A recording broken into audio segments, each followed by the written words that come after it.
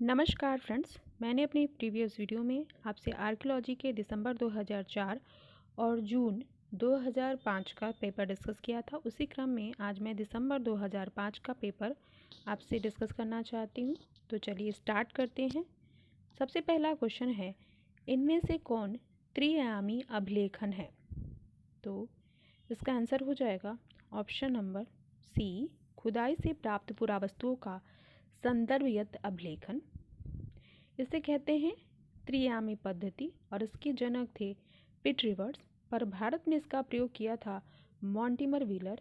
इसलिए भारत में त्रिआयामी पद्धति के जनक थे मॉन्टिमर व्हीलर। इन्होंने अपने सबसे पहले खुदाई में वैज्ञानिक पद्धति का प्रयोग किया। उसके पहले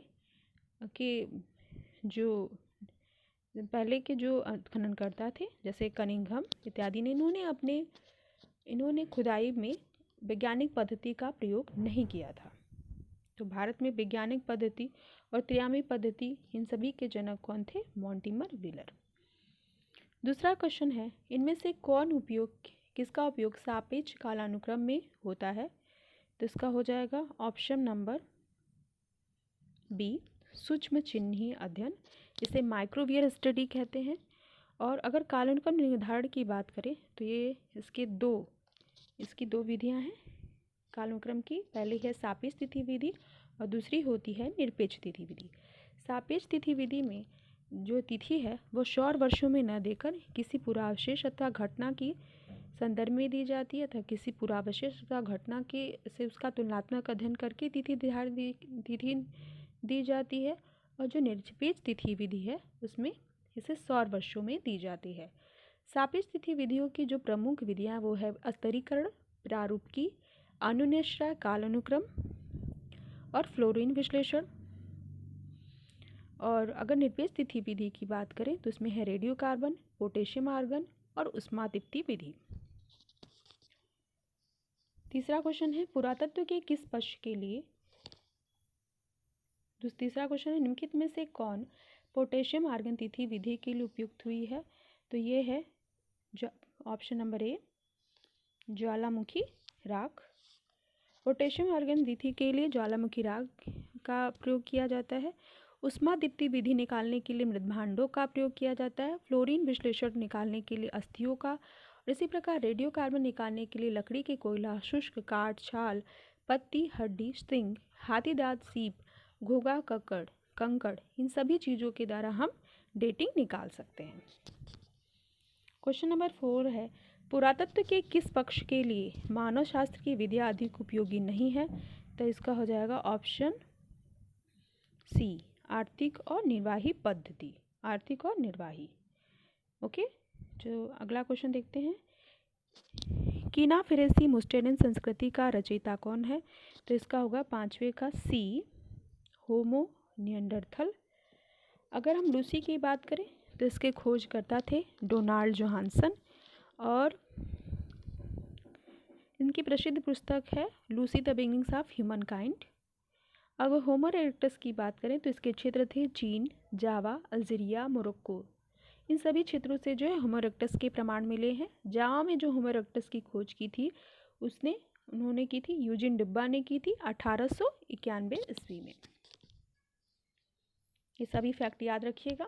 इनमें से कौन सा स्थल खाद्य संचयन से खाद्य उत्पादक अर्थव्यवस्था के संक्रमण को प्रमाणित करता है? तो इसके हो जाएंगे ऑप्शन नंबर 6। क्वेश्चन नंबर 6 का हो जाएगा मेहरगढ़। इसकी खोज करता है जे.एफ. जेरिस और ये है बोला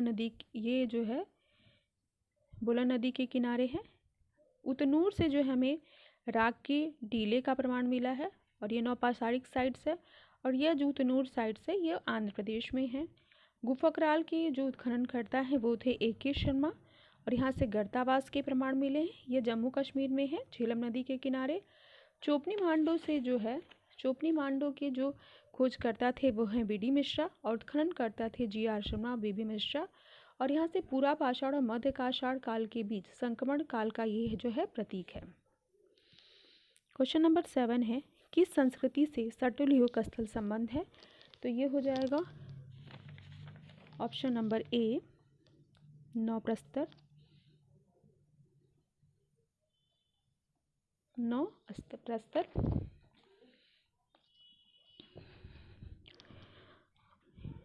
फिर है क्वेश्चन नंबर 8,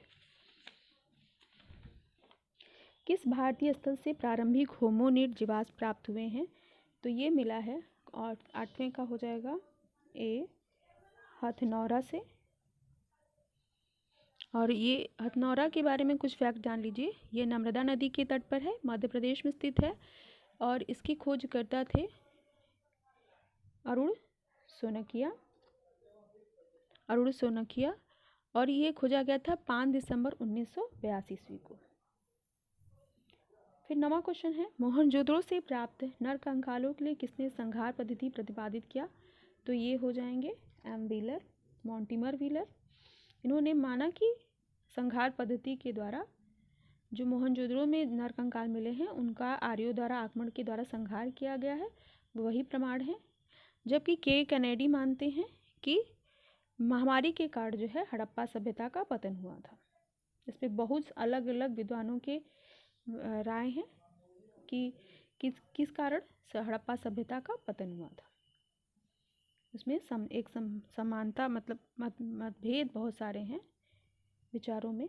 फिर विदर्भ में कौन सा महासम स्थल स्थित है? तो इसका हो जाएगा option number B, नायकुंड।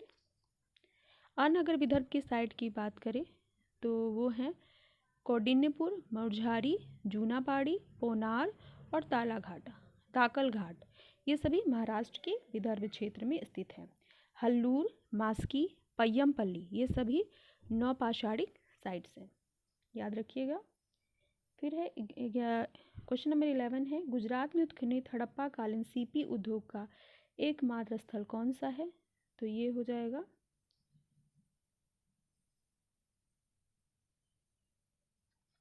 Option number B, Nageshwar. Kuntasi की अगर बात करें तो ये गुजरात की फुल्की नदी तट पर है। फुल्की नदी के तट पर धोलावीरा जो है ये मनहर और मानसेरा नदियों के बीच में है। इसके खोजकर्ता थे जेपी जोशी, उत्खनन करता थे आर.एस. विष्ट। और अगर बक्सरा की बात करें तो यहाँ से भी मनका बनाने की कार्यशाला मिली है। ये सब फैक्ट्स याद रखिएगा। फिर है क्वेश्चन नंबर 12, फारस खाड़ी मुद्रा कहाँ पाया गया है? तो ये पाया गया है ऑप्शन नंबर बी, लोथल से पाया गया है। लोथल जो है गुजरात के अहमदाबाद में है, भोगवा नदी के तट पर। इसके खोजकर्ता व उत्खननकर्ता हैं एस.आर. राव। 1954 में उन्होंने इसे खोजा था। यहाँ से गोदीवाड़ा के प्रमाण मिले हैं। अगर रोपड़ की बात कर लें तो ये पंजाब में सतलज नदी के तट पर है। इसके खोजकर्ता हैं 1950 में इसे खोजा था बीबी लाल ने। इसके उत्खननकर्ता हैं यज्ञदत्त शर्मा। और ये स्वतंत्रता के बाद जो है भारत में खोजा गया प्रथम उत्खनित स्थल है।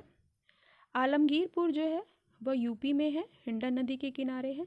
ये उत्तर हड़प्पा काल का प्रतिनिधित्व करता है और ये हड़प्पा सभ्यता का सबसे पूर्वीय स्थल है।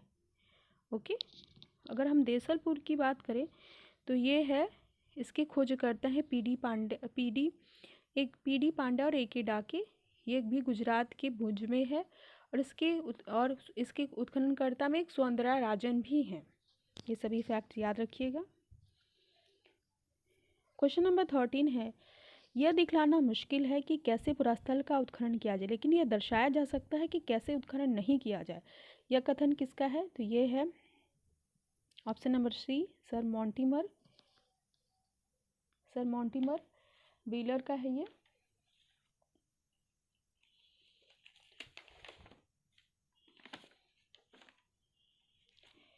क्वेश्चन नंबर 14 है, नियमित उत्खनन में से किस स्थल से ताम्रनिधि का मत्स्य भाला मिला है? तो इसका हो जाएगा ऑप्शन नंबर डी, साईपई से।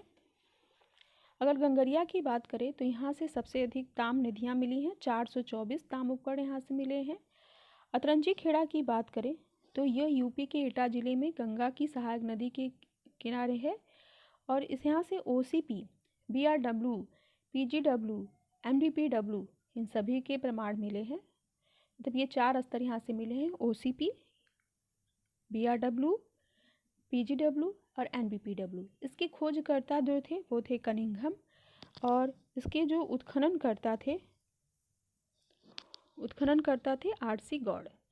अगर हम जखेड़ा की बात कर ले तो इसके खोजकर्ता ये जो है यूपी के एटा जिले में है, कालिंदी नदी के तट पर, और इसके उत्खननकर्ता थे एमडीएन शाही। यहाँ से ब्लैक एंड रेड पर पीजीडब्ल्यू और एनबीपीडब्ल्यू के स्तर मिले हैं। ये सभी फैक्ट याद रखिएगा।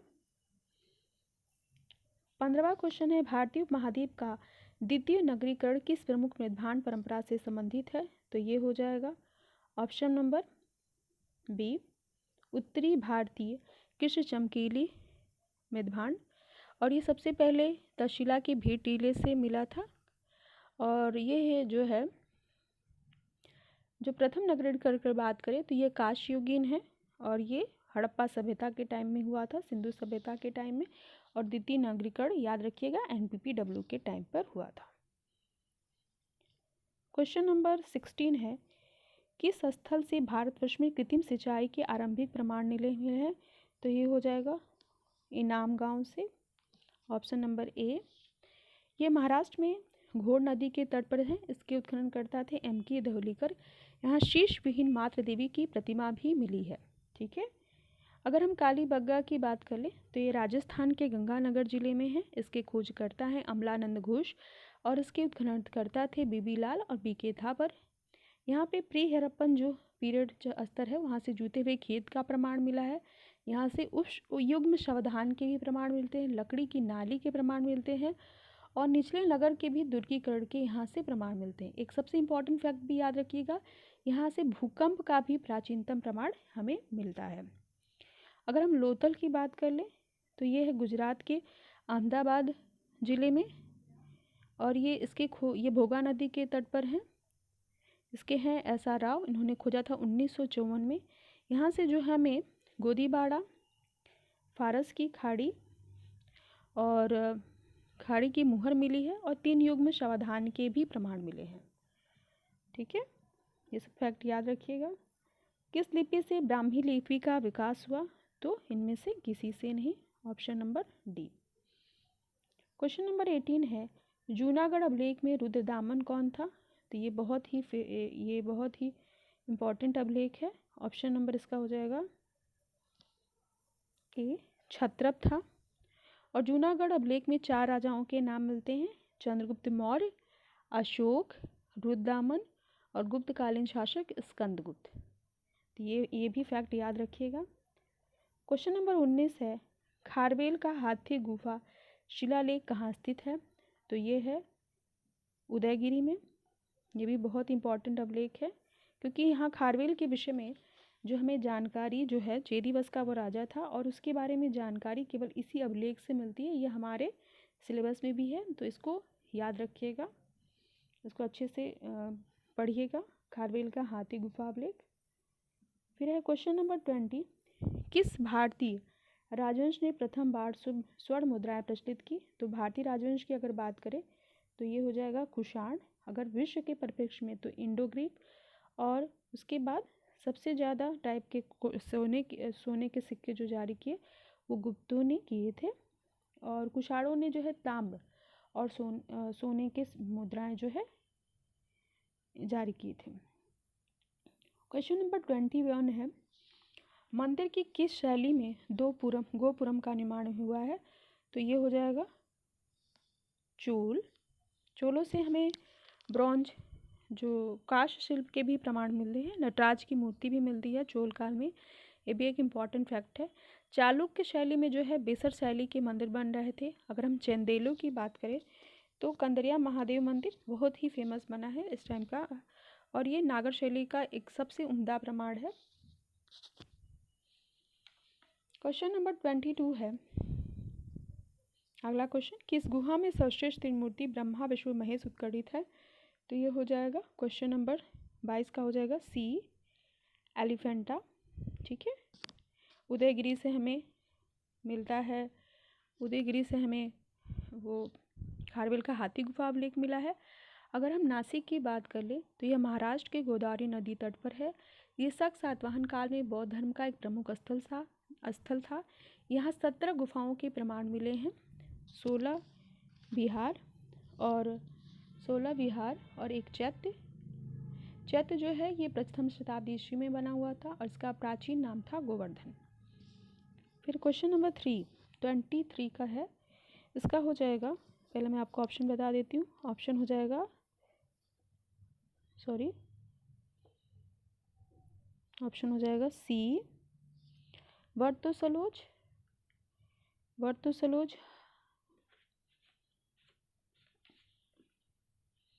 वर्तुसलोज, हंगरी, इशिमिला पूर्वी अफ्रीका, सानिद्वार गुफा इराक, चकोटियन चीन। यहाँ से जो है चकोटियन से आग का प्राचीनतम प्रमाण मिलता है। ये कौन से साइट, ये विश्व आर्कियोलॉजी के वर्ल्ड आर्कियोलॉजी के परिप्रेक्ष्य में ये क्वेश्चन पूछा हुआ है कि कौन सी साइट कहाँ है, तो इसको याद रखिएगा। क्वेश्चन नंबर 21 है, ये उपकरण से रिलेटेड क्वेश्चन है। तो 24 की सबसे है कि हस्त कुठार, तो हस्त कुठार का हो, ये इसका पहला ऑप्शन देख लेते हैं। इसका ऑप्शन हो जाएगा 24, इसका ऑप्शन हो जाएगा हस्त कुठार, इसका ऑप्शन हो जाएगा डी हस्त कुठार। मुस्तेरिन ऑफ असुलियन परंपरा, यहाँ से जैसे क्लीवर भी असुलियन मान जाएंगे, इसको मानते हैं। फिर लॉरत पाथ सेट्स सल्यूट्रियन, ये जो है अपर पैलोलिथिक साइट है। मैग्देलियन, गवेतियन, सतल पेरोनियन, ये सभी साइट जो है अपर पैलोलिथिक साइट्स है। लघु अश्म जो है यह नतूफियन, यह मध्य पाषाणिक साइट्स है। चोपर ये ओल्डमान, ये याद रखिएगा ये सारे फैक्ट। क्वेश्चन नंबर 25 है, खोजकर्ता कौन, उत्खनन करता किस बारे में है? सुरकोटोडा इसका पहला ऑप्शन देख लेते हैं। इसका ऑप्शन होगा सुरकोटोडा के हो जाएंगे JP Joshi, option number A. ये गुजरात के कच्छ जिले में है। फिर है इनाम गांव के होंगे एम.के. धौलीकर, ये महाराष्ट्र में घोड़ नदी के तट पर स्थित है। यहाँ कृत्रिम सिंचाई के प्रमाण मिले हैं। मातृ देवी की मूर्तियाँ भी यहाँ से मिलती हैं और यहाँ वृषभ की भी मूर्तियाँ मिलती हैं। और ये महाराष्ट्र का सबसे बड़ा जो साइट्स है। उसके बाद है बलाथल के उत्खनन करता है वी.एन. मिश्रा और ये आहाड़ संस्कृति की साइट्स है। फिर आहाड़ इसके हैं एस.डी. संकलिया। तो ये क्वेश्चन हो गए 25 सेट्स के। अगले मैं 25 क्वेश्चन आपको अगले वीडियो में डिस्कस करूँगी। तो अगर आपको ये वीडियो पसंद आया हो तो प्लीज़ चैनल को सब्सक्राइब करिए और लाइक करिए, जिससे मेरा मोटिवेशन बढ़े और मैं आगे और भी वीडियो आपके लिए बनाऊँ। धन्यवाद।